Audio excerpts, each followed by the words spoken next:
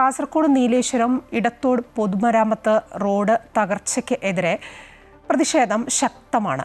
2016 തുടങ്ങിയ റോഡ് വികസന പ്രവർത്തനങ്ങൾ 10 വർഷമായിട്ടും എങ്ങും എത്താത്ത നിലയിലാണ്. നീലേശ്വരം കോൺവെന്റ് ജംഗ്ഷൻ മുതൽ റോഡ് പാടെ തകർന്ന നിലയിലാണ് ഉള്ളത്.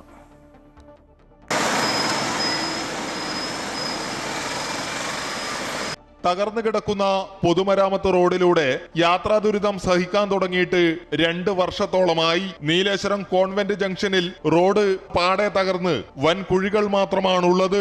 നീലേശ്വരത്ത് നിന്ന് പരപ്പ കരിന്തളം ഭാഗത്തേക്കും മലയോര റൂട്ടുകളിൽ നിന്ന് വാഹനങ്ങൾ വന്ന് നീലേശ്വരം നഗരസഭയിലേക്ക് പ്രവേശിക്കുന്നതുമായ പ്രധാന കവലയിൽ അപകടം വിതയ്ക്കുന്ന നിരവധി കുഴികൾ മാത്രമാണ് കാണാനുള്ളത്.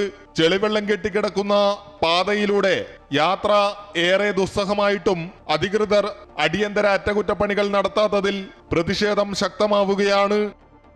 ഇത് മൂന്നാമത്തെ വർഷമാണ് ഈ റോഡ് ഇങ്ങനെ തകർന്നു കിടക്കുന്നത്. കഴിഞ്ഞ വർഷം ഇത് ആകെ ഗുരുതരാവസ്ഥയിലായിരുന്നു. അവിടെ അതാ സ്കൂളിലേക്ക് കയറുന്ന വഴിയത്.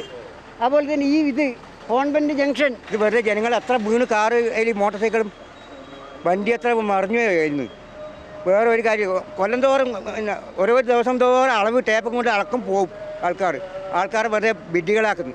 2016 തുടങ്ങിയ നീലേശ്വരം ഇടത്തോട് റോഡിന്റെ വികസന പ്രവൃത്തികൾ 18 മാസം കൊണ്ട് പൂർത്തിയാക്കാനായിരുന്നു തീരുമാനം. എന്നാൽ 10 വർഷം കഴിഞ്ഞിട്ടും റോഡ് ശോചനീയമായതല്ലാതെ പ്രവൃത്തികൾ എങ്ങും എത്തിയില്ല.